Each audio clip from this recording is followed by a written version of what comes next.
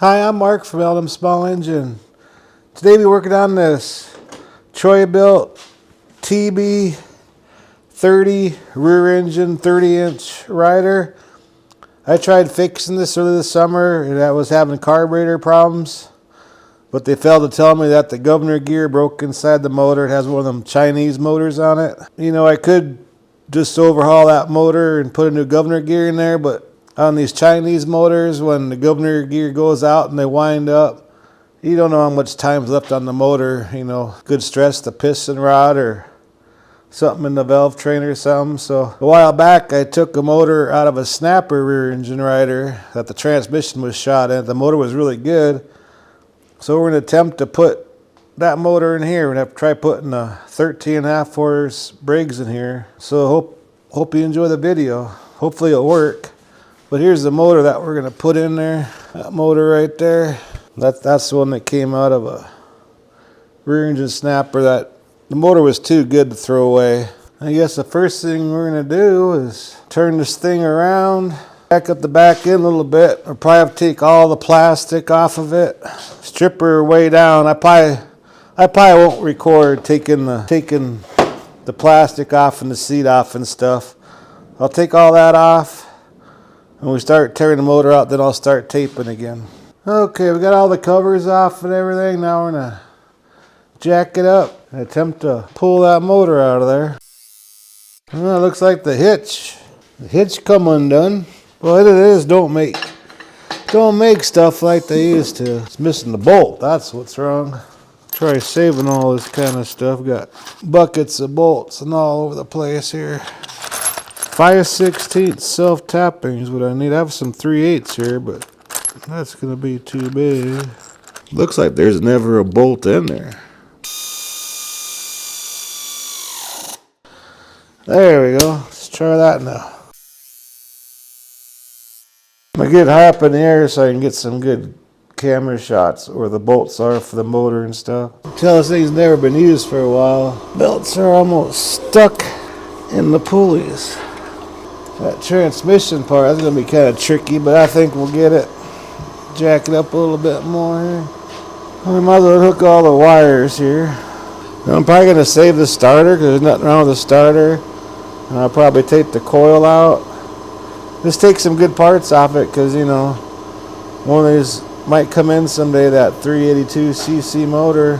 And I might have some nice parts for them. So when we get this motor out here, I'm going to save the starter, the coil, and the carb, because I already basically boiled out the carburetor and everything the last time I worked on it. So there we go.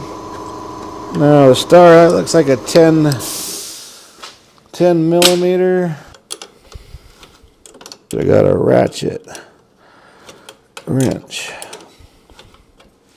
That's a self-tapping or locking nut on that. It's not a regular nut. And I'll have to look and see if I have an adapter from the Briggs motor to this plug-in here. See if I have any of them adapters left. If not, we're going to have to do our own wiring hookup. And that ain't bad as long as you have the kill wire in the right spot and the charging wire in the right spot. See, this can be done. I'm sure we can do it. The bolt pattern should be the same.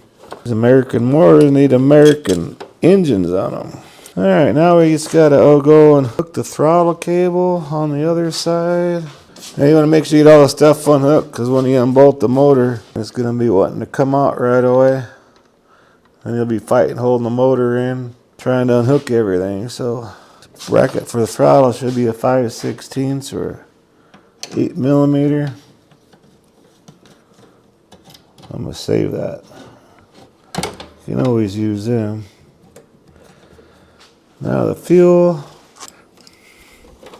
There we go. There's no fuel pump on this. And if you see the bottom of the gas tank is almost level with the carburetor. We'll see if that's going to be an issue. If not, I'll show you how to put a fuel pump on an engine that don't have a fuel pump. Yeah, I'm definitely going to save that carburetor because I boiled that thing out a couple of months ago. It doesn't have gas in it, so Alright, looks like everything's unhooked, so now we just gotta go back underneath, find the bolts. There should be 4 bolts to hold down the motor. And I'll get the light so you can see it better. I gotta see really careful when we start pulling it out how to hook that variable speed system back together. Yeah, all the belts look good. This thing ain't that old. I think it's a 21 or 22 model. Somewhere's in there. 21 is built in 21. I wonder if it'd be easier if I just took that deck off. I might take the deck off, or at least the back half of the deck. I think that's what I'm gonna do when you get the impact in there. I'll pop the deck off and we'll be back. Okay, let's take off that pulley. And I believe that's a 5/8. Okay, we got that loose. Now we can take the bolts off. All the bolts like under all the pulleys and all the brackets and everything. I have to take this pulley here off. I don't know how. There's a bolt behind that. And there's one here and there's one right there. I think they look like they're 9/16. Might be a 1/2 inch.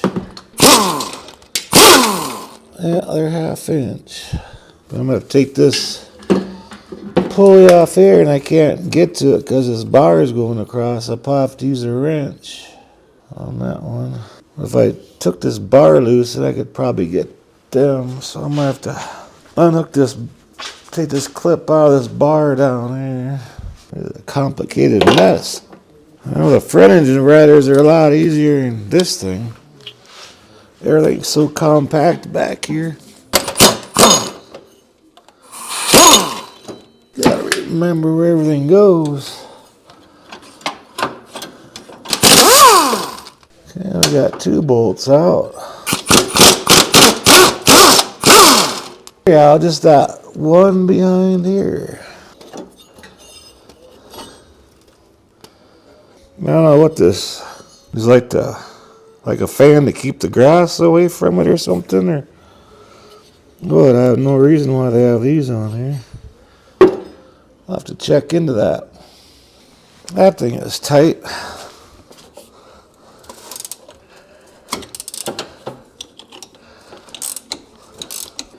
And then there must be a nut on the other side of that. No, I see it's part of the, that's the motor mount bolt. Interesting. These are self-tapping bolts too, so that's going to be interesting. Putting a different motor on here. Alright, I got all the bolts loose, so let's slow this down a little bit and get the motor out.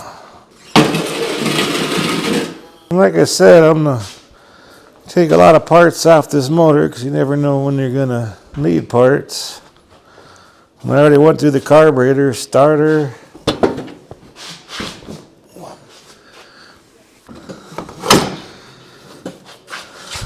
Just like that. That's where it's going to sit.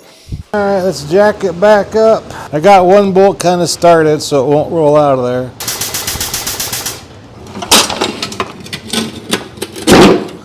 Man, I wish this bar wasn't here.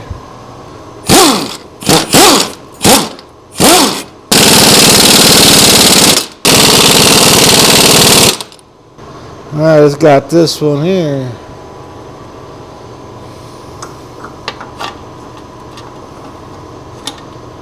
You see, when this motor was on that snapper, they just used nuts and bolts, so there's not even threads on this block of this motor. I guess I could try taking that bolt out here, but I can't even get a wrench into that. Well, it's starting. I'm not even going to tape this part of it. That's going to take 10 minutes. Just put that bolt in there. See where that wrench is at? So I'll do that real quick and come back and we'll put some more stuff back on this. Okay, I finally got that bolt in there. That was tough. I'm probably going to put this pulley on before I bolt this back up so I have more.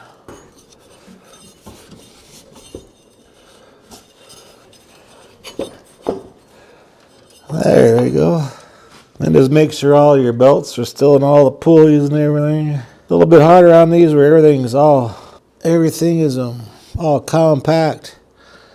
And see on the snap on this motor that came off the snapper, they use set screws on that big flat pulley, so there's nothing bending these threads here. So I'm gonna go grab a tap and die because it's all full of rust. Clean it out. But we can go ahead and try putting this back in real quick.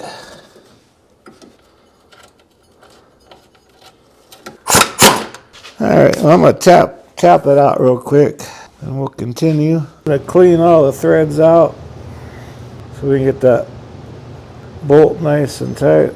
See all the rust falling out of there. A lot of rust in there. I'm going to spray some lube in there and let all the dirt and rust run out. If you ever have to take this motor out again, it'll be easy. Easy to get the bolt out. You don't want to make it tough on the next guy that works on it. Much better.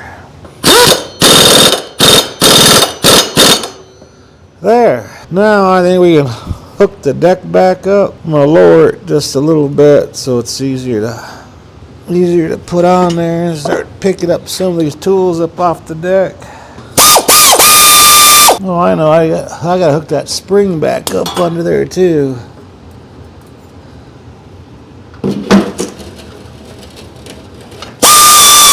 I better do that now or else I'll probably never get it in there somewhere. Jack it back up again. This spring right here got to hook up. That might be kind of fun. Find a long skinny pry bar. I'm going to try using a wire on it. Put a piece of wire around the spring and use a pry bar. You gotta be careful doing hook up spring. You can pinch your finger really bad. You gotta be careful. There, the old spring trick worked. Good to use a piece of wire and a big pry bar on that. Okay, now we can do the deck now. I wonder if I should put it on the ground and do it on the ground. That might be a little bit easier. Okay, I finally got hooked up. That was a pain in the butt. So now what's left is do the plumbing, do the wiring, and all that good stuff. I don't know how much more I'm going to do yet tonight. It's starting to get kind of late. I might have to finish this up in the morning. Yeah, I got a nice Briggs & Stratton on this Troy-Bilt now. Start putting stuff on there to figure out what kind of muffler I can put on there that will fit. I got the throttle hooked up. Now the fuel line and the wiring. And we got the hard part done. I love doing wiring and stuff. But I should set that, after I get the wiring done, set the cover on there and see what kind of muffler will fit on there. I'll take putting a motor in a zero turn or a tractor style lawnmower anytime over one of these. It's not hard, it's just everything's so compact. The oil thing's in a different spot. You can see that. The old oil thing was right here. This one is right here. So I'll probably just cut this little piece out here. That should work. I think there's going to be a few modifications we have to do to this. But on the wiring, I got one of these adapters that plugs into this 6-prong thing where you can plug your charging wires in and your kill wire in. Grab one and put that on there and stuff. But I think the hard part's pretty much done now. It's just hooking up the wires, but I'll probably finish this up tomorrow. It's getting kind of late. So okay, I found this muffler in my new old stock. It's an old muffler, but it's brand new. Seems to fit it pretty good. And all we have to do is hook up this connection over here. And I get mine through Briggs & Stratton, but I'm sure all the other motor companies sell these different adapters for different kinds of motors. Well, all you gotta do is plug in the charging side and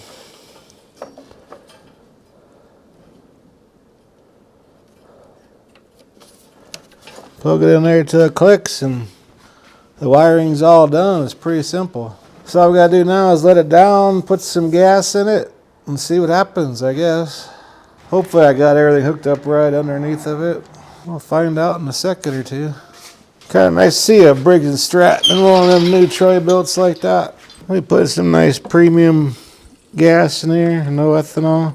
Turn the gas on, the inline fuel shut off. Put it in park.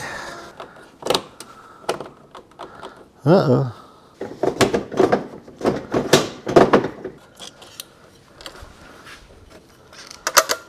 Put the charger on there a little bit here. Okay, got the battery all charged up now. Parking brake on, got it neutral, so I shouldn't have to sit on it. Put a choke.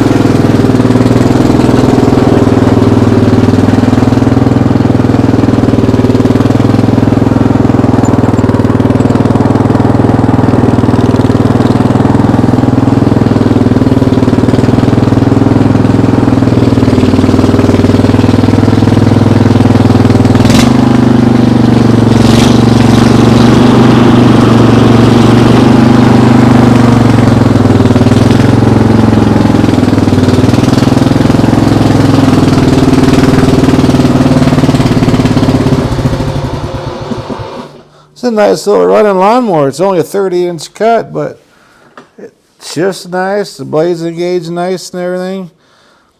Anyway, if you have a couple of broken lawnmowers, you can put them together. You save yourself a lot of money and stuff. But hope this video helps you out. Appreciate you watching.